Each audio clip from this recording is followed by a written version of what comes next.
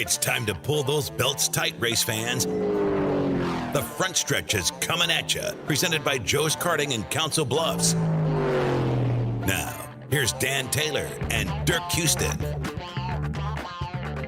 Well, good morning to you, race fans, and welcome to the front stretch presented by Joe's Karting in Council Bluffs, online at joeskarting.com. Fast-paced white-knuckle racing just across the river, 23rd Avenue in Council Bluffs.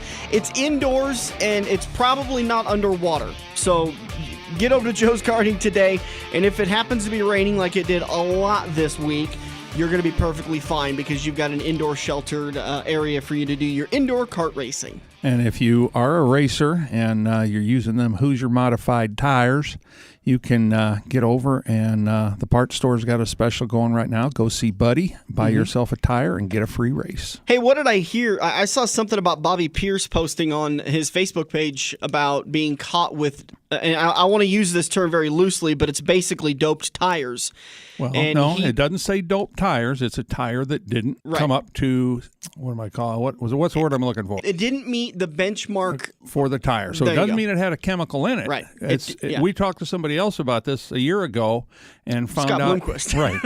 And found out that tires lose stuff during the race. Well, that's why they become hard, and that's why tires go away and all that good stuff. So, depending on exactly what this benchmark is or, what's not there. Well, wasn't that Scott's argument is that nobody knows what the benchmark is because they don't share it? So Correct. How can they and which I'm okay with, because as soon as the drivers know what the benchmark is, they're going to dissect that tire and find out how they can manipulate the benchmark to still pass but give them what they want. But it's an unfortunate thing because you never want to hear anybody have an issue like that, especially somebody like Bobby Pierce, who the guy's just plain fast. He doesn't need to dope his tires or to have any kind of unapproved chemical or whatever they're doing to their tires to be a fast and to be a winner. And I'm sure they check tires on a pretty regular basis, and now he's finally caught with something all of a sudden. Wasn't it a Lucas Oil race? It was an ump race. It was an ump race. It was a UMP and World of Outlaw sanctioned race, yeah. Yeah, so it wasn't even a Lucas Oil race, but it's just kind of weird, I just know when I was teching, I don't care what we were teching and what you were found wrong with, you were told exactly why it was wrong. And I'm thinking, if they're not reaching the benchmark with whatever this tire's supposed to do, then I'm guessing, it's the heat cycles and stuff going through it. I just have a hard time believing that all these top guys in this series are always cheating when they go and run with the other series. Yeah. Well, that's what his whole big post was about, was that he never believed anybody when they threw up this conspiracy theory until it was him. Right. And he knows damn well that there was nothing wrong with those tires. They were as they were bought. He never modified them. Nobody on that team modified them. But all of a sudden, they're not reaching benchmark levels, and he's calling them foul. It was just one day. It was a left rear tire. He said that's the one they took and tested, and he said, I'm not sure how many others they took. Well, I would be sure. I would know every damn one they took, and he's got the right to find that out. He's got the right to find out, and, somebody just needs to take this whole deal to court, which Bloomquist had said they were going to do, but I don't know whatever happened with that deal. I think it fell apart after a while because it involved Eldora. Or that was the scale issue that he had. The scale issue was Eldora. Well, if it was the dream's at Eldora too. So, but it'll be interesting. Well, maybe we'll get Bobby on the show to talk about this end of it, because I don't know if it's just a series of things that I'm finally paying attention to, but there seems to be a lot of issues with cars getting failing tech, and then nobody ever admits, well, it could have been my fault. It's immediately, the track's out to get me, the tech official doesn't like me, or and all those could be true, or it's faulty equipment, and they could all be true. Yeah. It's just kind of funny because I would love to get Bobby on the show and get his side of the story and talk about that kind of stuff. Going down that same road, there was an article today from your favorite source, Racing News, but it was about the Fast Track group, and I'm not real up on them, but they had a driver that they disqualified, suspended for 1 year. He's suspended until June 19th of next year, and was fined $1,000 for illegal valve springs. Now, I think Fast Track is a crate engine series. Okay. Where a valve spring could make a difference. I don't know if it's going to make a ton of horsepower or not, but it could definitely, longevity issues. I mean, there's some things it could do, and I suppose it could make a little bit of horsepower. It's not going to make 100 horsepower, you know, but if it makes 10 when everybody else has got 400 and you got 410, that 10 is important. Yeah. So yeah, absolutely. It's like I keep talking about in the off season, we're going to do a tech official show. Just sit down the entire show and we're going to talk. I want to share stories. A lot like we talk with these drivers about sharing stories of their favorite times out on the track, some of their big wins. I want to talk to some of the tech officials about their favorite things they've seen drivers come through. Because even though, you've talked about it, how creative these guys can get and how you look at it and you go, you're doing this and you're over here just racing. You should be working for NASA or the government or something because this is an innovative idea and that's really clever. But that's something that we'll work on coming up. I don't know if I've seen anybody quite there yet, but I have seen some neat stuff, that took a little time to think up. Yeah, I've got one driver in mind that happens to own a track that you've shared a couple of stories with me about, and we're going to leave it at that. We'll leave the mystery of who I'm talking about because I work for 8 former drivers who own tracks. But anyways, sad news to start off today's show. I know we're about 5.5 minutes in, but sad news. Racer over in the Shelby County Speedway and Crawford County Speedway, Dan Riley, passed away on Monday earlier this week. I believe it was complications due to sickness, but I haven't gotten a confirmation. And quite frankly, I didn't want to poke around too much because it's a sensitive subject, so I just kind of left it alone. And after I'd seen that his buddy Willie Ransom had posted that he'd passed away on Monday, I wanted to make sure and say a little piece. I didn't know Dan personally. I watched him race when I was over at Crawford County Speedway. Clean racer, good racer, and I always kind of liked rooting for the underdog, and he was one of them that I really wanted to see in victory lane once in a while. Yeah, you talk about underdog racers. There was another one that passed away here within the last week, and Harold Thomas, back in the sportsman car days, drove the number 97, which somebody actually posted. It might have been Stan Caesar that posted on the article in I Miss Sunset Speedway on Facebook that that car was, I'm trying to think of whose car it was now, Ed Morris, I think. Oh, really? Yeah, it was original 2K or 2X Chevelle that Harold's last car. But yeah, Harold was a fixture in the sportsman ranks, and but his daughter had posted, I believe it was his daughter, posted that he passed away recently. I'm getting pretty sick and tired of talking people dying. Yeah, it doesn't do much fun for us, that's for darn sure. I mean. So listen, if you've ever been a part of the show, you've ever known or think maybe you would have known Dirk or myself, you're not allowed to pass away for at least another, what do you want to say, 10, 15 years? Should we put a hiatus on anybody dying for about 10 or 15 years? Well, we might want to stretch it out. Let's just say 50. Let's just be good. All right. And kind of like a lifetime guarantee thing. So, and really, if you want to, so no more dying. We're done talking about dying. Yep. And, unless you're going to do it, with some type of original way, like climb to the top of the bridge to nowhere and jump in the river. That would be interesting to talk about. But this regular getting sick and dying stuff, it's just old. And I resemble that remark. I'm getting up there in years and got a lot of chrome hair now, but it is old to talk about when you've known some of these people for a long time. Absolutely. All right, turn number 1, we're going to talk about a couple of NASCAR news and notes. So let's get right down to it. There's not a lot that's happened in the world of NASCAR, but we're going to get through a couple of them. And NASCAR has begun to unveil their new plan, their new model for sponsorships that will take effect probably sometime around 2020 because that's when they're expecting Monster Energy to end their contract. Now, Monster Energy has extended their contract through 2019, so it will continue to be the Monster Energy NASCAR Cup Series, but after 2020, it sounds like NASCAR is going to turn to a completely different model, and that's going to mostly focus on, sounds like, on Coca-Cola, Monster Energy, Mobile One, and a couple of other major brands. Now, I like the way they're going in this direction, and maybe this is just an excuse, but I'm sick and tired of the title sponsorship deal. I mean, when it changes, it's a whole new vocabulary we have to go through. Because now, even after being a part of the show for so long, I have to stop myself and say, okay, Monster Series. Monster Energy NASCAR Cup Series. Okay, that's the title. Cup and by the way, starting next year, it's going to be the Grander Outdoor NASCAR Truck Series, but they would prefer us call it the Truck Series. They don't want the Grander Outdoor, who's going to be the entitlement sponsor, but it's just way too confusing. So from now on, Cup Series, whatever the I mean, that's the tough thing is you can do the Cup Series and the Truck Series, but what do you call the Xfinity Series? As long as NASCAR hires those 4 girls to keep coming to the races, I'm good. We can call them whatever. I'm sure they'll change their name, Yeah.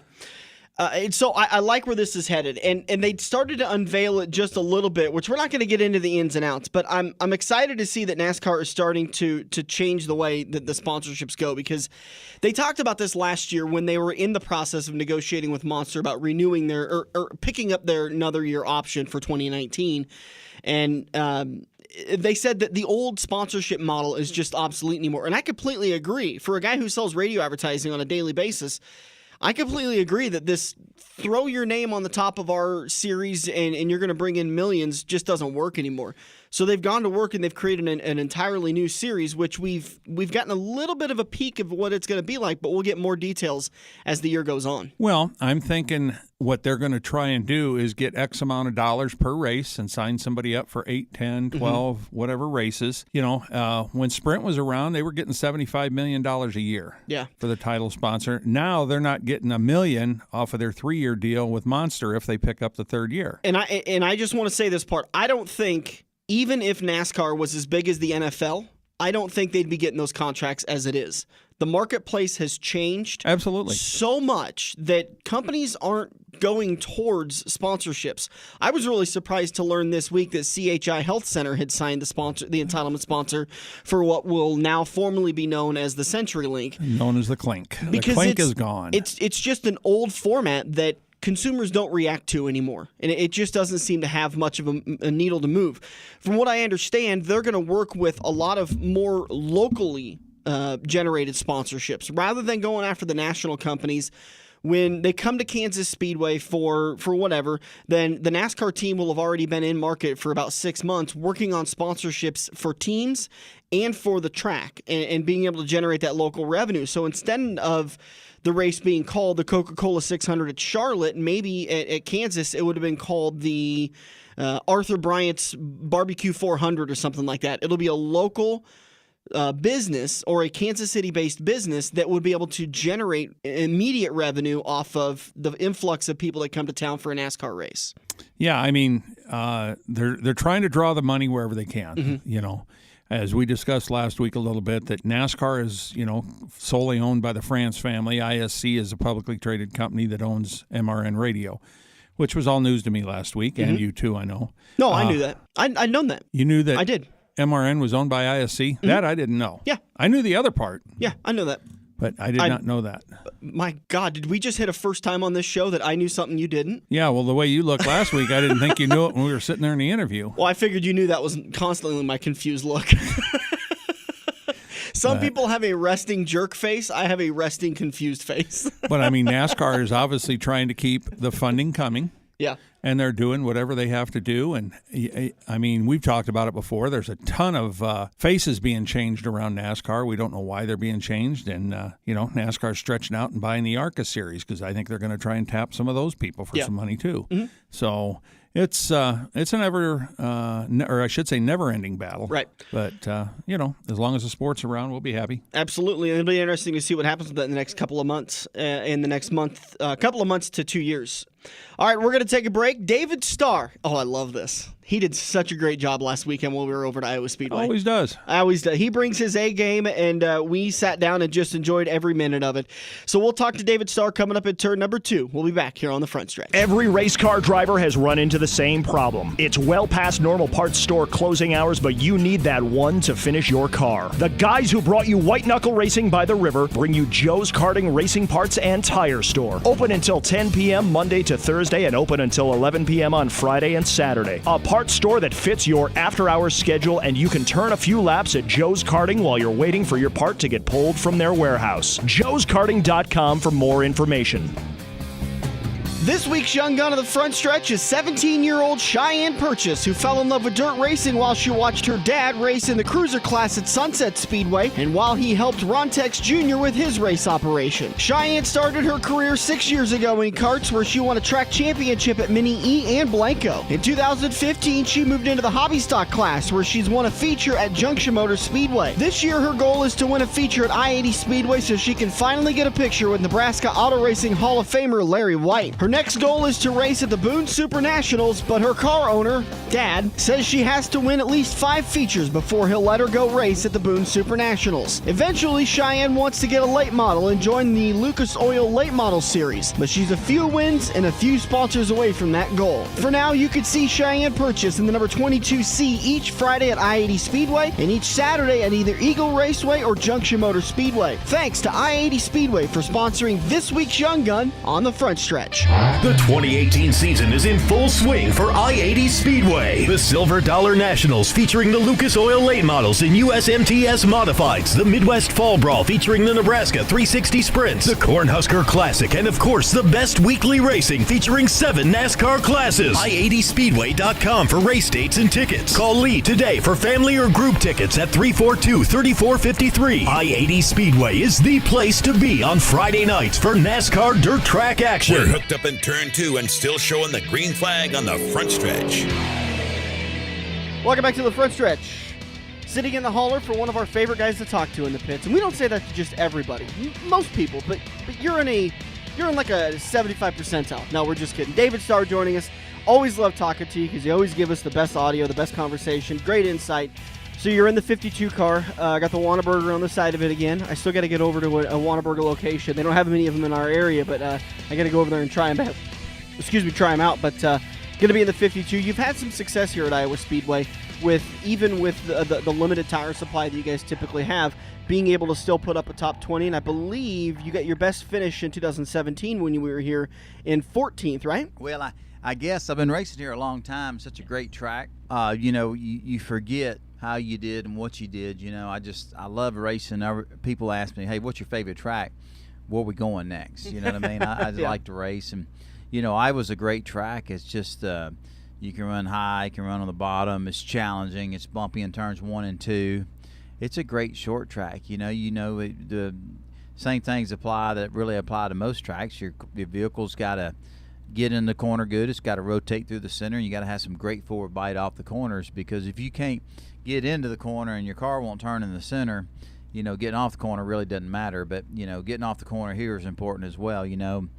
Kind of like when you come off the corner and turn 4 at Richmond, reminds me of Iowa here. You got to have good forward bite. If you're losing rear traction, somebody's behind you, they can get underneath you, and they got the groove into turn 1 and you get past. So just a great track. I love it. And I guess last year we did finish 14th. We had a great race last year. And for a team like ours, like you said, you can spend, I think, $20,000 on tires this race. 8 sets of tires, that cost $2,500. There's a lot of teams like Jimmy Means Racing. They're in that situation. They can maybe only buy 4 or 5 sets and not the full allotment of tires, which would cost us $20,000. So you do the best you can with what you got, and that's what we do. We got a bunch of racers that work on our team, and you just do the best you can. We're thankful we're here.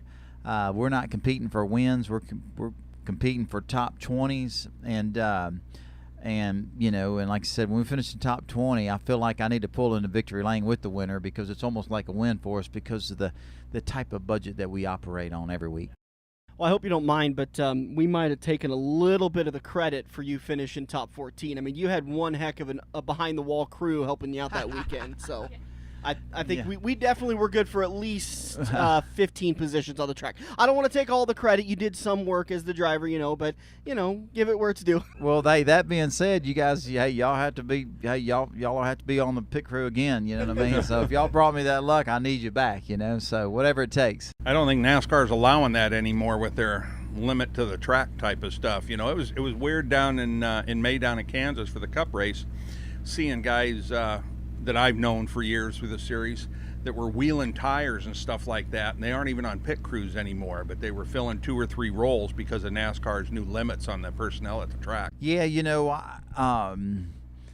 that's really interesting, the changes. There's a lot of rule changes and limiting the personnel for the racing teams, and it's different, but one thing I will say, I think NASCAR tries to do their best to try to make it affordable for the teams, and I guess cutting some personnel per racing team seems like it would cut the costs for the teams financially. So, you know, I appreciate what they're trying to do, but it does change it up some, and it makes it a little bit different, like you saw at Kansas. Can you maybe explain to our wonderful fantasy league players? You got a couple of them sitting around you in here, but we're going to be working with you again back here when you come back in July with some more crewmen for a day for you. So you will have some pit crew help. They won't be able to do anything, but they're going to be here for you. We let them do as much as we possibly can, you know what I mean? And, you know, when NASCAR's not looking, we might let them do a little bit of this, a little bit of that. But, man, that's a really neat deal, and it's always a pleasure to have somebody win that contest, to be able to come be an honorary pit crew member. It's kind of cool, and gives a race fan a different perspective on behind the scenes and what goes on.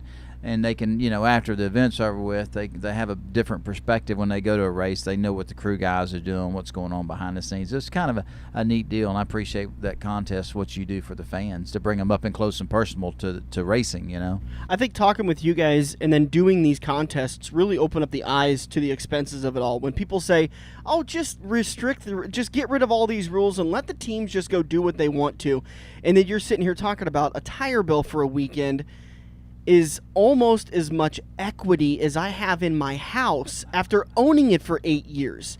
And that's one weekend. And I mean, when you think about things like that, and these teams are just throwing that money out there, it really kind of brings it home that the cost has got to be reined in. We've been talking about it for 10, 15 years now, but it seems more and more they're trying to take steps to do that.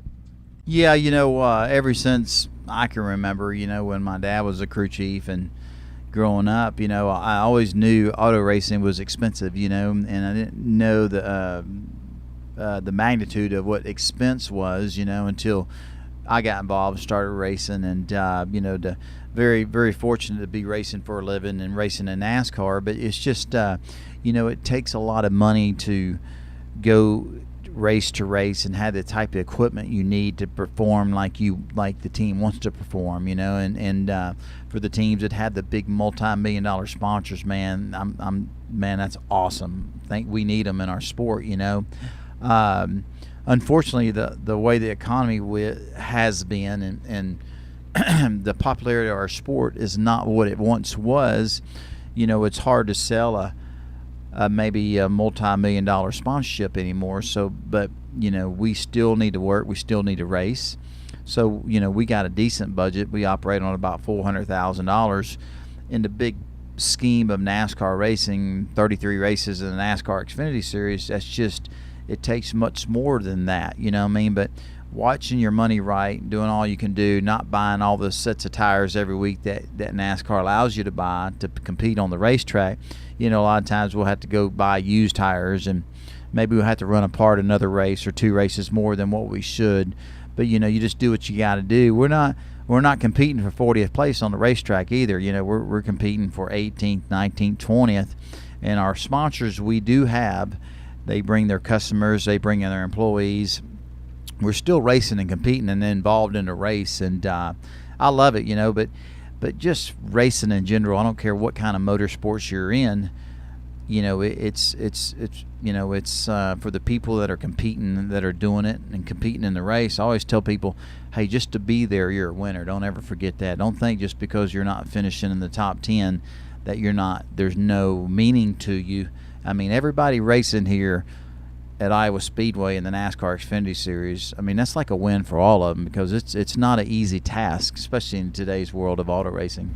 Well, if the racing was easy, everybody'd be doing it. Now, I know you've got a couple boys at home that look like they're definitely getting into, I want to start spinning around the racetrack age. Where's that going for you? Did he just start sweating more? I did. I asked them, hey, y'all want to go to the muddy track? And they were like, thumbs up, man, let's go. So they love racing, you know what I mean? They call it the muddy track. And yeah, my oldest one, DJ, who's 9, he's you know, he loves it.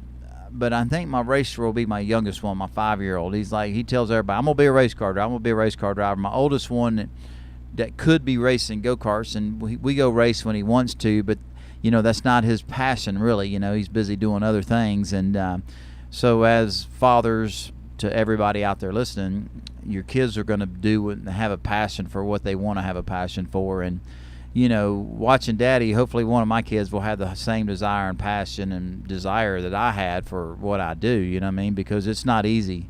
It's not an easy career. It's not an easy job. And it's a lot of sacrifices.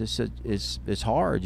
So you got to let them follow their dreams, whatever it may be. I mean, being gone 33 weekends out of the year, and maybe you're able to make a couple of them, but it's very tasking. Even down from the dirt track series all the way up to the NASCAR level, you've got your time at the track that close family members, just don't understand that it's a lifestyle, and it's a you have to be there. You can't just, I'm going to take this weekend off. No, you've got to be there, because even if you're not racing for points, you take a weekend off and you're now a weekend behind what everyone else is developing. That's so true. You can't just say, well, hey, I'm tired, I'm taking this weekend off, I want to spend some time with my family. But that this is our normal. My wife, when I met her, dating her, this is normal. It's all we know. This is our normal.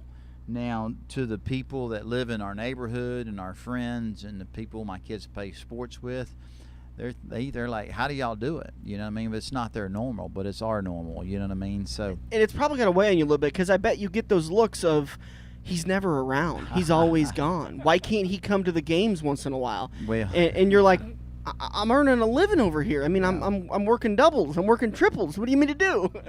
Now that's kind of interesting. You know what I mean? To a lot of the parents that my kids play sports with, they're like, hey man, what happened last week? I go to the I'm engaged and involved with my kids' practices or whatever it may be, but for the most part on the weekends, Daddy's gone. And when there's sporting events on the weekend and I'm not there, 90% of the parents that my kids are playing with, they're big fans and watch and keep up with it. You know what I mean? So they know. But it's our normal. When my boys are having some kind of event, sporting event, I try to FaceTime with them or call them, and tell them, give them a good luck, and tell them I'm cheering for them and that kind of stuff. But yeah, it is totally different. You know what I mean? Can you imagine doing this back in Jimmy Means days when he was doing it when he was younger? There was no cell phones, there was no FaceTime, there was no internet. I mean, when you were gone, you were really gone. You weren't able to check in and at least be a little bit of a, hey, I'm still here, guys. I still love you. Yeah, it's kind of interesting when you hear Richard Petty and some of the people like Jimmy Means and Bobby Allison and Darrell Waltrip. I mean, you hear these guys talk. If you listen to them, really listen to them, he's, was gone, and when they called back home or called their wives or somebody, said we found a payphone. You know what I mean? And you're calling from a payphone, 5 or 6 states away. So it was different back then, and so man, the way those guys, the legends of our sports, did it. I mean, they're the ones that really had that was tough on them back then. For us, I think it's a lot easier. Well, and also with now most teams have like 2 rigs like this, so especially like a West Coast swing, they're transporting stuff halfway across the country, and the smaller teams are taking 2 cars, and hopefully, I know we ran into the deal with Starcom where they took 2 cars to Phoenix, one for Phoenix, one for California, wrecked the Phoenix car, had to strip the front end and everything off it and put it on the other car, and then to go to California the next week, had to strip it all off again and put it back. Made a lot of work with a crashed car. But back then, there was no second car. It was an open trailer with some tires, and if they had to race in Phoenix one week and Charlotte the next, or Charlotte and out to Phoenix, then to California, they were taking one car and going out there and running one car on 2 completely different tracks. So, things have just changed so much. And it's for the better, definitely for the sport. The racing's so much better than, where the teams, it's tough to say they're even, but in a lot of ways they're a lot more even than they used to be. Yeah, no doubt. And one of the things that's changed, when I was a kid, when I saw a race car going down the street, man, I was telling my mom or my dad, go catch up with it. Look at the race car on the trailer.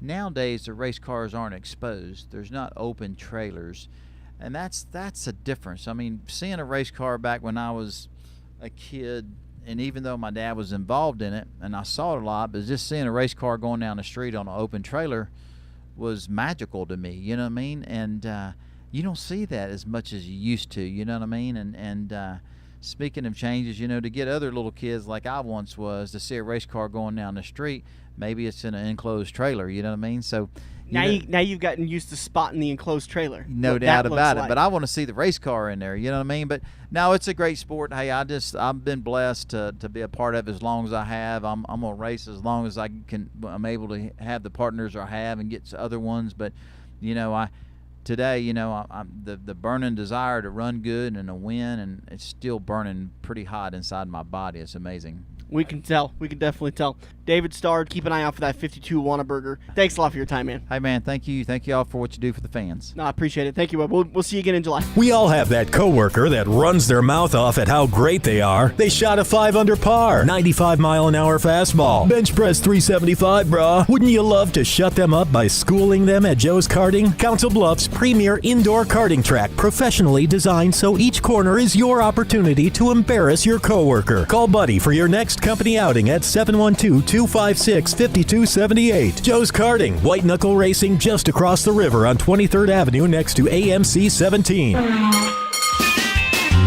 you love wings, if you love rings, and all kinds of other tempting things, great times, great food, get to Quaker Steak and Lube. Quaker Steak and Lube is the official watering hole for the front stretch and the best place to catch all the NASCAR action today. Open at 11 a.m. with delivery available to Council Bluffs. Great times, great food, get to Quaker Steak and Lube. Feather the brake and get back to the gas. Dan and Dirk are headed into turn 3 on the front stretch.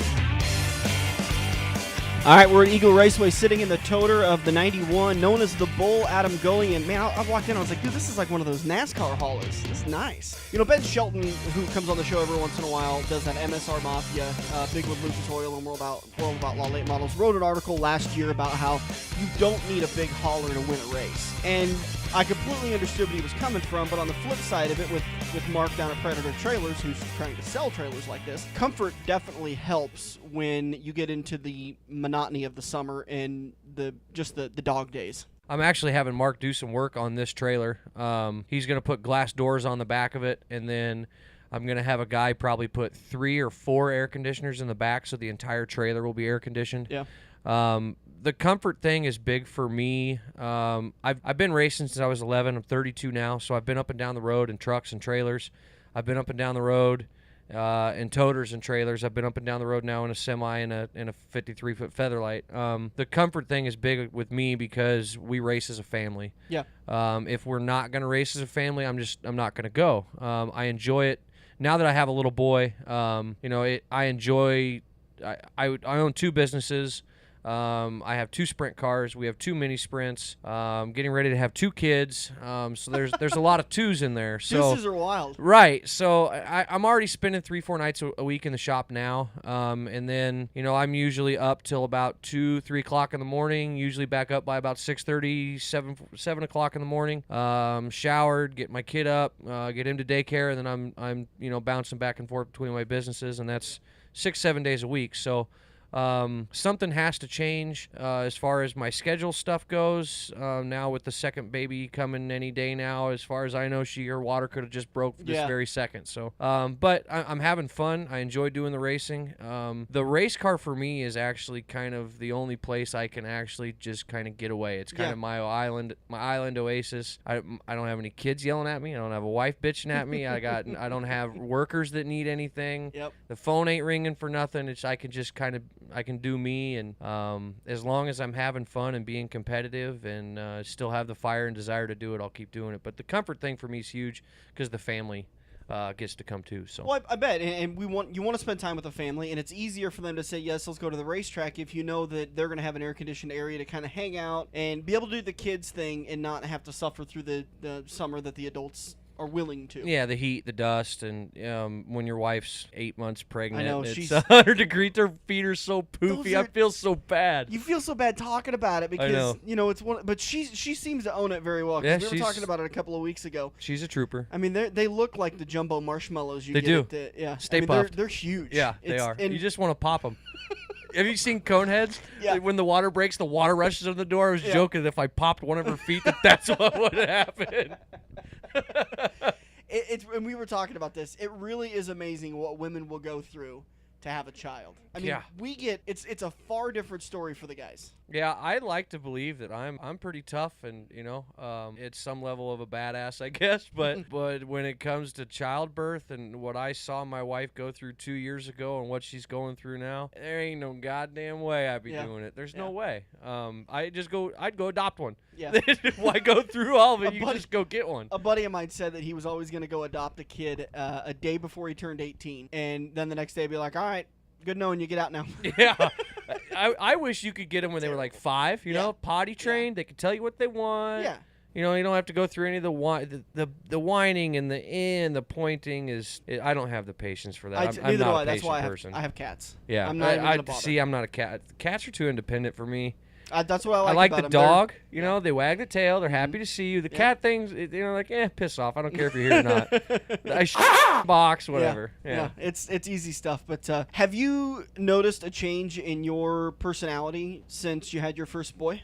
Oh God, yeah. I'm much more laid back now, and even the people around me would agree with that. There's, the people that don't know me might not have noticed as much of a change, but I think some of it's my age, some of it's being a business owner, and a lot of it is, and some of it's being married, and a lot of it's having children now. So before I had my son, the thing that scared me the most was burning to death in a race car. Yeah. Now that I have my son, the only thing I'm scared of in the world is ever disappointing him. Mm-hmm. I don't ever want him to be ashamed of me. All I that's- want to do is make him proud. That's such a powerful thing. Yeah, it is. When you were growing up, you never wanted to disappoint your dad. Right. I remember I had no problem making my dad mad. But Right. the time he turned to me and he goes, I'm just disappointed. It crushes you. I mean, I was just like, that's Yeah. that's Can a you just whole be new mad at me? level. Yeah. Yeah. Can we just go back to being mad? Yeah, that was way better. Yeah, and now it's flipped now. You don't want to disappoint him. Right. And now you got to live up to a whole new level. Yeah, and I joke and tell my mom, that's why a lot of my fan base is kids, because I've always taken the time for kids. Because when I was growing up, when I came to the races, for me, the sprint car drivers, they were my Batman, they were my Superman. I wanted to be like them. And you could always pick them out right away because they had that race suit. So when I see a kid in the grandstands playing with his cars or something, I'll always sit down and spend a few minutes with them. Any kid that comes to my trailer gets an autograph. They get to sit in the car if they want. They get pictures taken, whatever they want. Because it wasn't that long ago that I was a kid. So I joke with my wife that she don't have a chance in hell with Barrett because I'm a race car driver and I'm his dad. So Yeah. she's but so he's a mama's boy right now. I'm fine with that. I'm not around as much as she is because I work so much, but the time that I do have with him I really enjoy, and I get to enjoy it more when we have the stuff like this that we have. So, Let's talk about the race operation. A little bit of a scare to the start of the season. Hauler caught on fire and you're kind of like, okay, what do we do now? Yeah, so last year in like October. Was it that long ago? Well, so I knew I wanted to buy a new toter because the toter I had that I was using before that went through that hailstorm in May. And then I ended up selling the toter and the trailer to Zach Blurton, and I bought the trailer from Tony Bruce. And then I was using that older toter that had the hail damage and stuff. But at the time, my son was still an infant, and every time anytime it would rain, it would leak in the toter. Oh man! Well, I started worrying about mold and everything else. So I found a toter that I wanted to look at in Oklahoma. Well, there was a race going on in Devil's Bowl. I'm like, let's just go race on the way down. We'll take a peek at the toter. Yeah. Well, I have some good friends the Meltons and Ryan Hall and everybody down there. They come up here. Claude Estes. When they race up here at the Nationals, we love seeing them. We have a great time with them. Well, we went down. We were going to go hog hunting for a couple days, so we stopped, looked at the toter. It was a nice toter, but for what the money I was spending, it was a little beat up. So I passed on that, which my wife was super impressed with because I'm a very tunnel vision guy. When I see something I want, I go after it until I get it, and then I don't stop until I do. So I passed on that one, but I only passed because I knew Mike Melton had one that was identical to it, and he was the original owner, and it was way nicer, and it was about the same money. So I went down, went hog hunting, bought that one, went and picked it up, picked her up in the airport. She flew in to watch the race, so she was not impressed until we went home. She was able to watch college football games. Then it was no big deal. So then I decided that toter to go the 14 miles that we travel from my house to Eagle was a little ridiculous. So I ended up going to a Freightliner M2 business class with a Renegade conversion. Super nice. They turn a little sharper, shorten up our overall length a little bit because the other one was like 80 foot, which is illegal. So, but it wasn't so obvious that it was a DOT issue. But that also kind of put some of the driving force behind me moving because of the ELD and the DOT stuff and what's going to be compliant, what's not going to be compliant. So I went to that.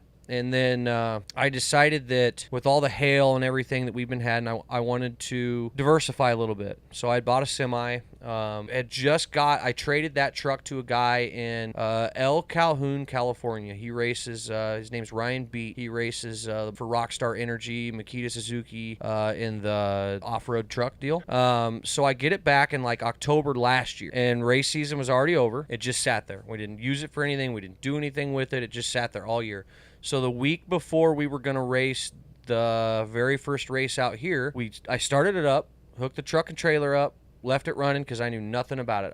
I was going to put water in it because, again, my family was going to. So there wasn't a pot, a pan, blanket. There was nothing in the whole truck. So I turned everything on, make sure everything was going to work. Let the truck run. I was going to let it run for about 45 minutes. Ran into the shop. We were swapping the right rear wheels, mud plugs around to the bolt deal that we have to run now. I was stacking stuff in front of the door to load our trailer because I empty it and detail our trailer out every winter so that it's clean and nothing freezes or anything. Right. So I ran inside to talk to my son before he went down to his nap and called a customer about his roof and come out and there was smoke everywhere. So I took off running and I got about halfway between the house and the shop and there was smoke just chugging out of the slide, the conversion. And so I ran to the right side and there was probably a 10-foot flame. So I run inside, call 911. I open, they were on their way. So I have a garden. I don't know what the hell I was going to do with the garden. Something. Yeah, I mean, you got, $250,000 of your life that's on fire in front of your shop. Yeah. You got to try something. Right. So as soon as I open the driver's side door, it explodes. It knocks me on my ass. Glass, every piece of glass in the whole truck just shattered. Smoke. I mean, as soon as I opened it and it went woof and exploded, it just, every window being gone, it had all the oxygen it needed. Yep. And it literally took seconds down to nothing. And I it bet. took the fire department some minutes to get there. So there was nothing. Pretty much gone. So, but then we go to race. We get all that sorted out. We come to race, and then the U-joint or the torque ball and everything broke that first night. I wheelied in the heat race. Yeah. I hit the tire at the green flag. Well, when Right. it wheelied, it broke the studs off the torque ball. The torque tube and everything was bent and slid all the way back, and the U-joint was just exposed. Holy Could have cow. broke my ankles. That's insane. Yeah, it was the first part of the year was a little sketchy. Did you go to the casino after that? Because your I luck should was. have. I should have, but no. Then you were picked up the win a couple of weeks back. Yep. And very excited. That was probably a huge relief getting the first win of the year. It was. Anytime you've done this as long as I have, you always kind of wonder, with the new talent that always comes in. You got, Trey Gropp, he's 14 years old. Yeah. I can't imagine being in a full-size sprint car. And I came from mini sprints just like he was. So, and when you got your Ricos and your Kyle Larsons and, you've got this young talent, and as you start to age, you kind of wonder when you're just not going to be as competitive anymore. So when you can still pick up wins, it makes everybody feel good. The downside to having the big rigs too is when you roll in with something like this, you're expecting. Right. We've got a lot of great partners on our car. Some kind of, I would say, some high-profile partners on our cars. So when you roll in with stuff like that, it's almost a demand to do well. Yep. So, and then when you have your pit crew that works so hard and long all the time in the shop, and I would say it would be a grind in our shop, but our shop's air-conditioned too, so and there's a big screen in that too. You spend that much time in it, you might as well be comfortable. Yeah, so. right. But yeah, it was good to get the first win. It was a big sigh of relief. And like I said, anytime you can pick up a win, it still keeps you relevant. It still proves yourself that you can do it. So we're going to take off and do some exciting stuff in October this year. Yeah. That I've always wanted to do. I think we're going to go 410 racing this year. Really? So, my nephew's racing the mini sprints. He's 12. Next summer he'll be 13. The summer after that he'll be 14. So I got a feeling he's gonna follow Trey's footsteps, and he's gonna be in a full-size sprint car also. I've been at Eagle Raceway every Saturday of my life since I was 16 years old. We did do some traveling in the 360 stuff. We got to do some traveling in the 305 stuff, but anybody that's been in a sprint car long enough, I've won races and championships and everything I've ever sat in. Didn't win a championship in the 360, but I think we run second in points one year. It was super close, but that 410's the next level. It is, and I want to see.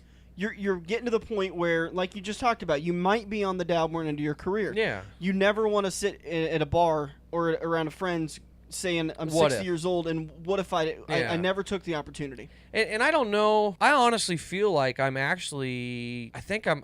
feel like I'm on the best side of my career that I've been in or been on. I'm still fearless. I'm still competitive. We're still able to run up front almost every night. We're always able to contend for the win. But I'm older and smarter now, so I know what I have, and I can kind of take what it gives me now. Yep. So I can kind of race smarter and not harder. Where Right. before, I'd wreck the car running third, trying to run second.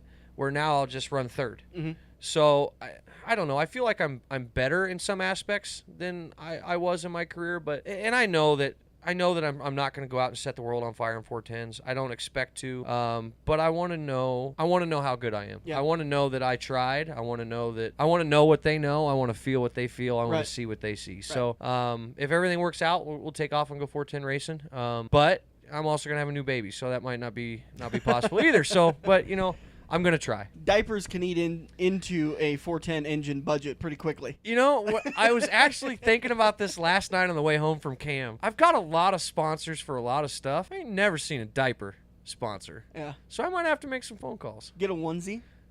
Done my up like your fire suit. Dude, my son has the coolest onesie. It says it's white, and it says I won my first race, and it's got sperm all over it. And I wasn't even the one that bought it. My wife bought it. It's so badass. That's such a great meme going around Facebook. It's pretty cool. I want to talk about after that win. Kind of seems like you've had some misfortunes over the last couple of weeks. Yeah. Guys getting into you. There's been some issue on the scales with a couple of guys, and there's been some issues with the scales. And I guess and feel free. I'm going to have a conversation about this. I'm not looking to make anybody look bad. When 6 guys cross light, but out of 160, is it a scale issue, or is it you guys pushing those 6 guys just pushing the weight limit a little too much? Well, I don't know what they do with their programs, those other 5 or 6 people, but I know with our program we don't because I should have 2 championships right now at Eagle. My first 2 years here, I was disqualified for trivial thing. I'd like to believe because I'm so vocal. Yeah. And because I don't have a filter and I pretty much say anything I want. And because of that, see, I would think you would be more of a Roger kind of a driver because you're exactly like Roger Hayden. He loved to stir the pot. Well, but you don't like someone talking about what your heart and soul and what you spend so much time and money and he doesn't have to do this. Yeah. In fact, if he wouldn't have bought the racetrack, Eagle Raceway might not be here today. Yeah, I agree with that. And I mean, he's got the RaceSaver deal. He's got the Nationals. His family works out here. He's got you guys out here. He's got a great bunch of people out here that work every weekend. So I'm not going to discredit, or be ungrateful in any way. But I ruffle feathers. In fact, I remember sitting in Omaha doing a radio show. Just killing. I'm like, dude, you're going to kill sprint car racing. I pulled no punches. Yeah. But I was also... after I went and did it, I was also a man and was back on the show. Yep. I apologized. I ate crow. I was wrong. And honestly, the 305 thing for my career and making me a relevant sprint car driver has actually done quite a bit. So I have to be thankful for that. But so I don't want to do anything to get disqualified. Yeah. I try and do. If you check, they've checked my lift multiple times. I'm so far under because I don't want to be anywhere even remotely close, even if something would go wrong. Yeah. So I don't know what they do with their program, but I never changed anything. And when you don't change anything, and then you roll across the scale like 65 pounds lighter than you did the week before, it's frustrating. Yeah. And it seems like when there's a lot of rain, continuous days at Eagle, the scale is inaccurate. Yeah. So to me, when you have that many people in the same race, in multiple classes that get disqualified, to me that's a scale problem. And what bothers me is we're held to a standard and it's enforced. Yep. But we have no recourse and there's no backup. There's no second standard. I mean, when they check our valves, there's 2 different tools they can use to check our valves. Yeah. There's a backup. There's no backup on the scale. Right. It's one scale. And it is routine. There's history of it being wrong. But at the same point, the rules state you have to be legal with the track equipment at the time that they tech you. So is it frustrating too that it's easy for a fan to say he came across 15 pounds light, he's a cheater? Oh yeah, and I hate that. Yeah. Because I mean, give me a realistic number of what a weight will make a difference in a sprint car. 5 pounds, 10 pounds? Do you need to be 15 pounds for it to really make a difference on the track? I would have to say in that if the track's heavy, I'd say if you were 30 to 50 pounds lighter, I think you would have a small advantage, maybe a tenth of a second. But that tenth of a second over 10 laps would be a second. But then you also have to remember there's human error in there also. So to be a consistent tenth of a second faster, You're gonna have to for be a 10 World of laps, Outlaws consistent. and even the outlaw guys, it's not going to happen. Yeah. So I don't know. Maybe there would be an advantage, maybe not. I think a heavier car on a dry slick track has an advantage. Yeah. But that's the thing that really pisses me off is everybody in the grandstands, they either love you or they hate you. Yeah. And it's a really good mix for people that are Adam Gullion people. They either love me or they hate me. And I've always said that, and I've seen it come true multiple times. If you don't know me, it's very easy for you to hate me. Yeah. But if you know me, then you love me.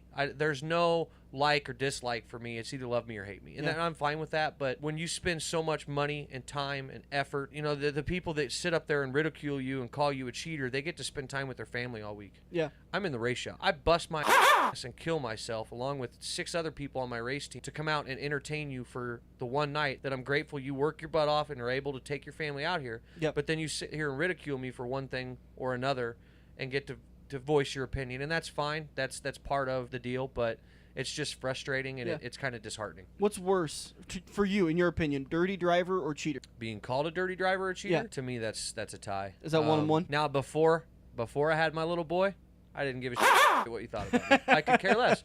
You could call me a dirty driver. You could call me a cheater. You could call me anything you want. But now it's like, and I know that in the sport, and obviously as vocal as I am, there's not going to be a time where somebody's not going to have an ill word to say against. And that when I first had my little boy, I'm like, God, how is my little boy going to feel if he's in the grandstands and sees somebody flip me off or clap when I wreck? Yeah.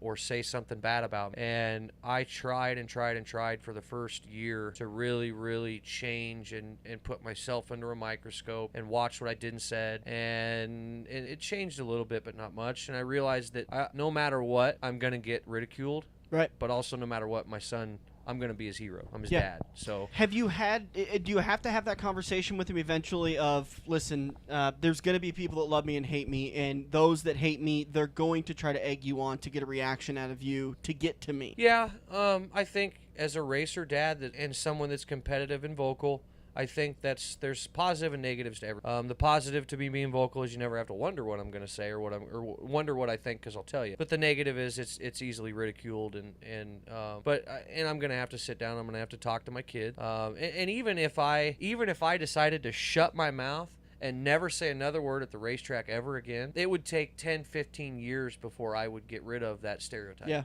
So at this point, I'm just going to own it. Isn't it funnier that the fastest way to get rid of that reputation is to be the victim? Like you think about like Dale Earnhardt Sr. and DW, or was it Rusty Wallace that moved him? And Dale was the hated guy for so long until Rusty moved him. I think it was Darrell. It was Rusty and Darrell. You're right. Yeah. And people hated Darrell, but as soon as Rusty moved him, Darrell became the good guy. Yeah. And it's love you one week, hate you the next. Yeah. I've been in sales forever. When I first started, my manager goes, well, what have you done for me lately? You know, I sold a car yesterday. He goes, well, what have you done for me lately? Right. So it's kind of the same way in the racing. You know, what have you done lately?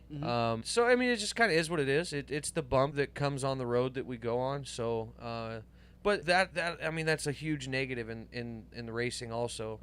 And what I didn't understand when I was younger is what racing actually gives us back as drivers are the friendships that we make, the relationships that we make, the experiences that we have, the stories we have. I mean, just to this day, we still sit in the shop and have a couple beers and talk about this guy said this or remember that. And that's a lot of the people that race with me are older and they've been around racing for a long time. John Reifschneider. The dude has the ability to tell a story and you can see yourself there. And every time we're together, I call it story time with John. Yeah. Story time with Uncle John. Love the guy to death. He's known my wife and her family before. Actually, when my wife was sperm, he knew my wife. So he's known her family forever. So he's been a part of her life for a long time. And now I have the privilege to race with him, which we've tried to do for a long time. It's just never really worked out. But now he races with us, and he's got these stories about, you know, he used to race sprint cars, and they had to reach down by the fuel pump. That's where they're on and off. Well, he couldn't turn it off because he's so short. So he had to get pushed off with his seatbelts loose and fire it, and then pick his knee up on the steering wheel while he's idling around the track to try and pull his seatbelts loose or his tight. So those are the positive things that come out of racing. But the crappy thing is there's not enough positive positives Yeah. that come out of it. You always have the magnifying glass, and you always be the loved or hated guy. And victim is to overcome thing. Victim is, and it's tough to, when all the negative stuff is going on, to look back and go, look what I get to do. Yeah. Days like today, we're sitting at Eagle Raceway. My watch says it's 75 degrees. It's sunny. There's going to be a grandstand full of crowd, and you could be the one sitting in victory lane at the end of the night. Yeah, and that's kind of the way racing goes. You're either, sometimes you're the pigeon, sometimes you're the statue. We got to be the pigeon a couple weeks ago and win. And then lately we've kind of been the statue. Yeah. But the nice thing is every single weekend comes a new opportunity to brush the pigeon shit off and see if you can be the pigeon statue. So tonight will be the same. We'll see if we could get rid of the pigeon shit and be the pigeon and see if we can compete for the win. And hopefully if we're the statue, hopefully we don't get too much pigeon shit. I think you're getting close to the record for the most sound effect bleeps. Well, good. Well, fuck, let's keep going.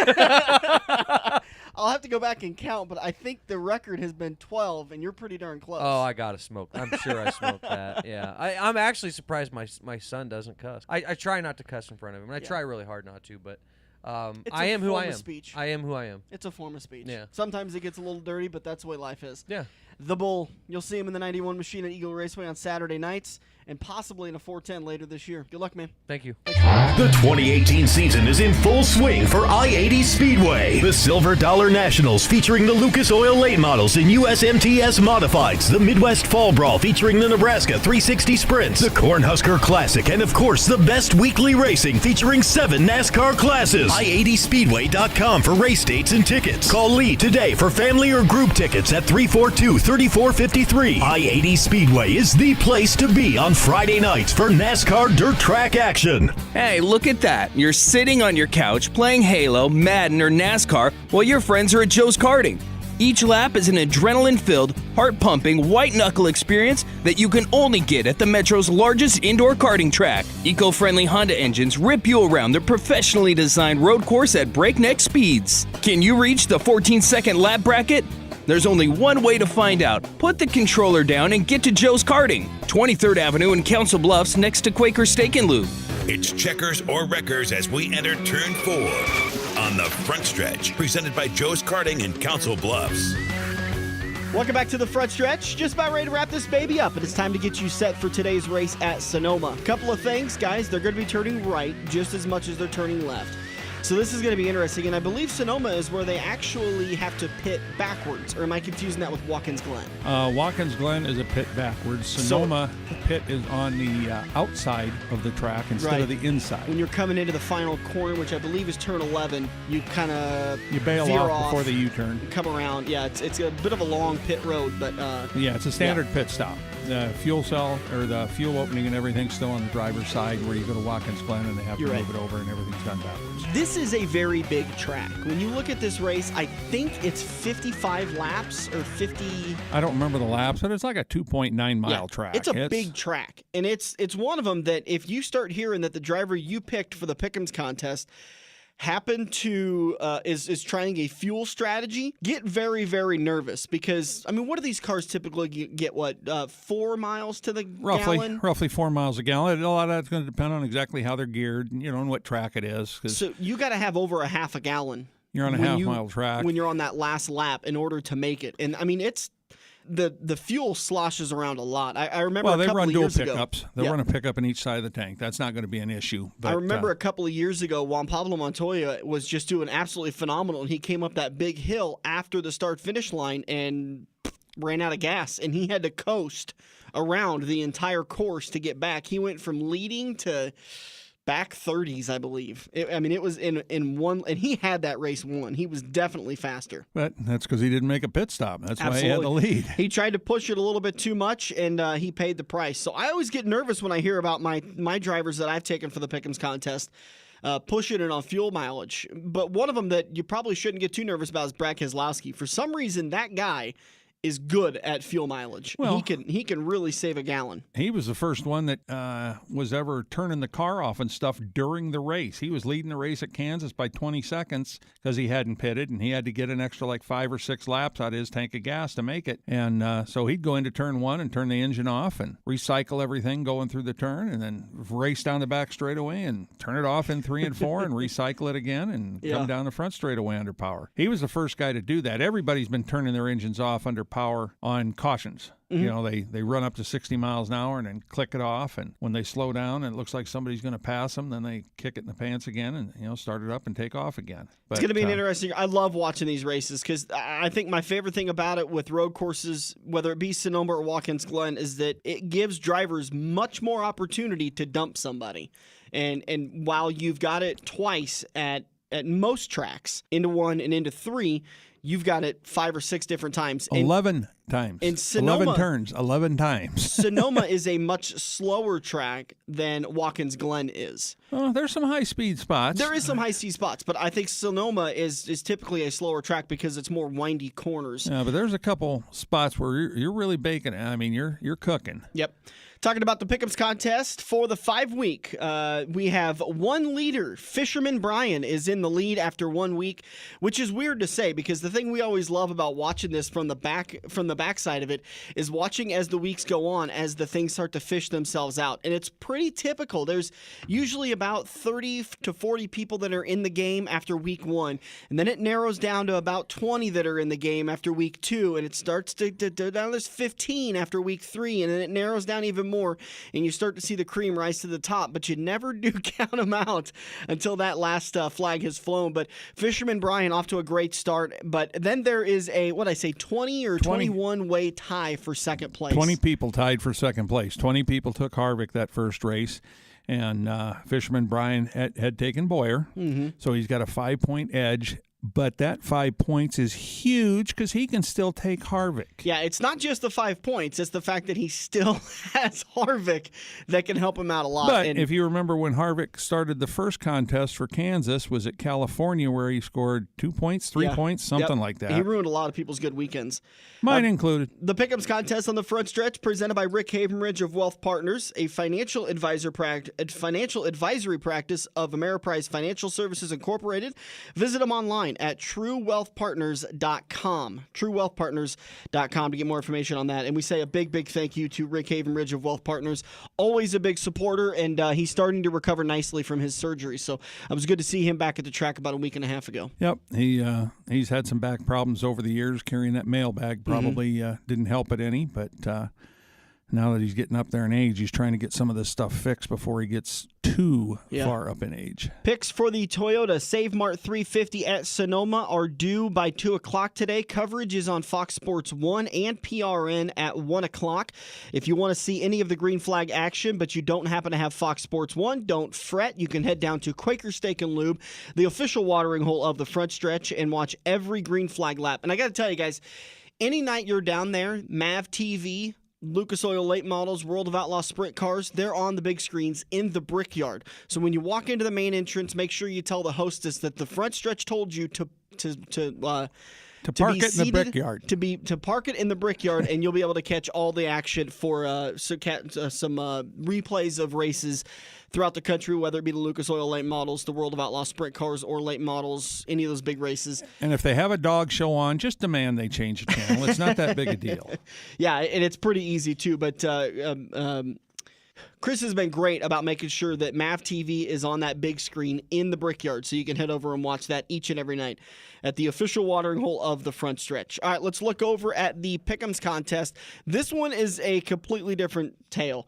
I am thoroughly impressed with the way that Crosswinds, Dennis Broadhammer, has been playing his contest. He has 696 points. The person behind him in second, Larson for the Natty, is 60 points back. An entire race behind our points leader. I think we need to send the race leader back to the tech center and see what they can find. Send him back through tech one more time just to figure out what's going on.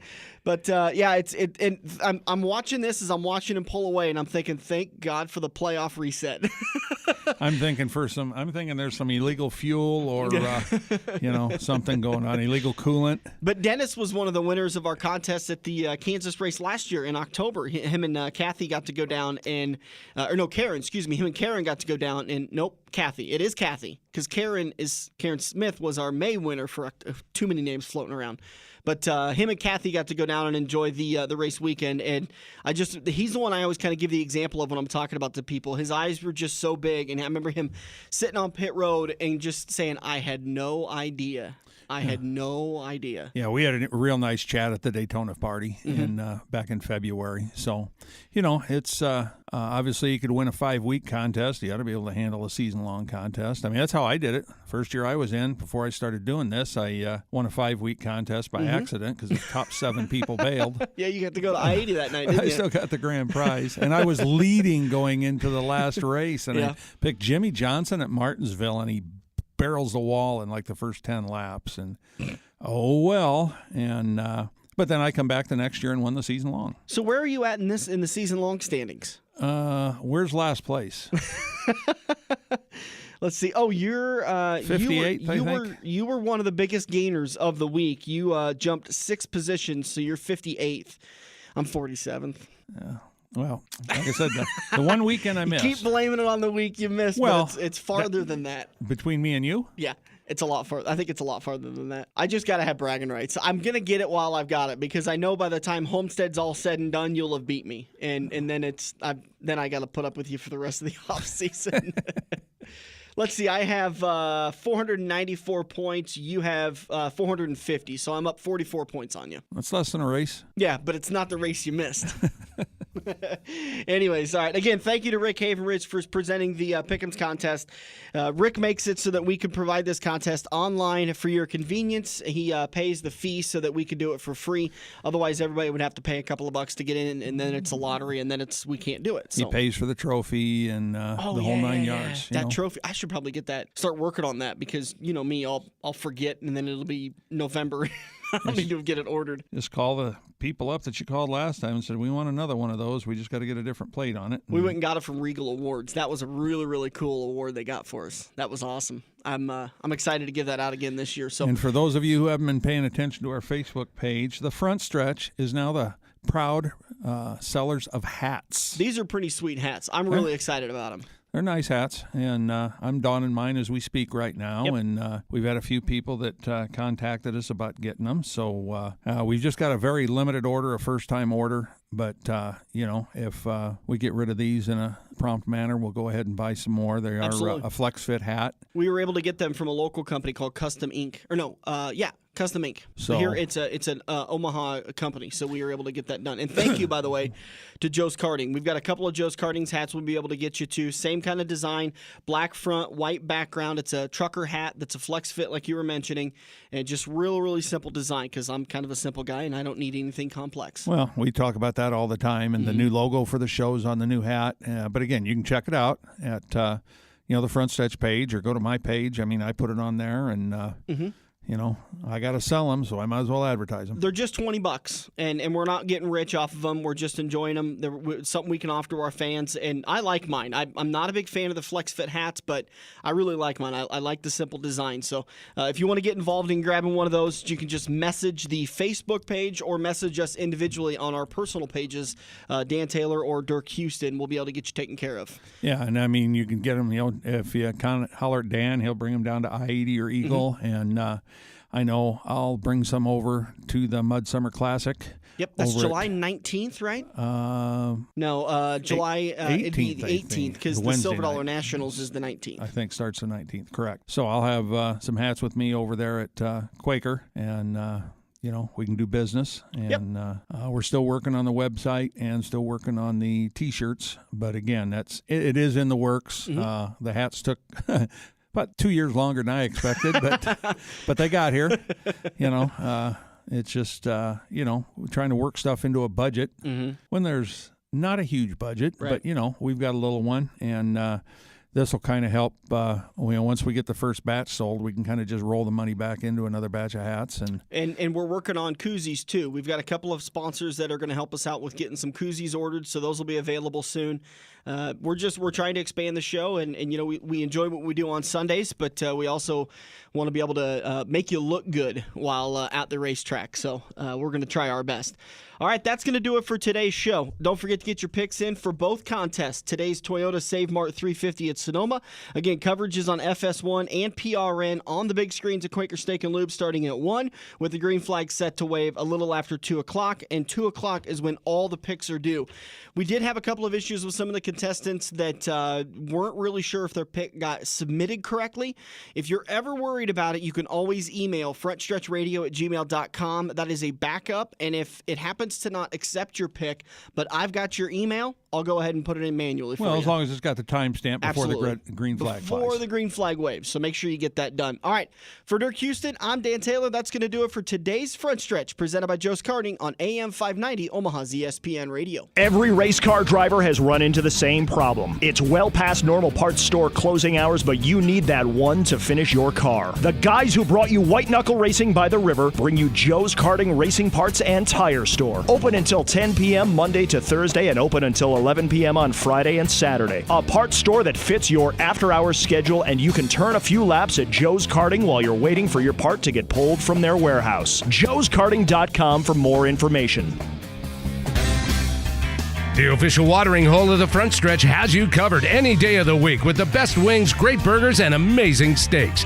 Each weekday from 4 to 6 is happy hour, featuring $1 off draft and well drinks plus $4 Luberitas. Mondays are kids' night. Tuesdays are all-you-can-eat wings for $12.95, and the lube even delivers to the Council Bluffs area. Like Quaker Steak and Lube Council Bluffs on Facebook for a full list of weekly events.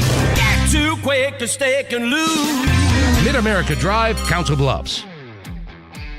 This has been the Front Stretch Radio Show, presented by Joe's Karting in Council Bluffs. To contact Dan or Dirk, find them on Facebook at The Front Stretch or email them at frontstretch590@gmail.com. If you missed any part of today's show or want to hear a previous show, subscribe to the Joe's Karting YouTube page, where you can find almost every Front Stretch show.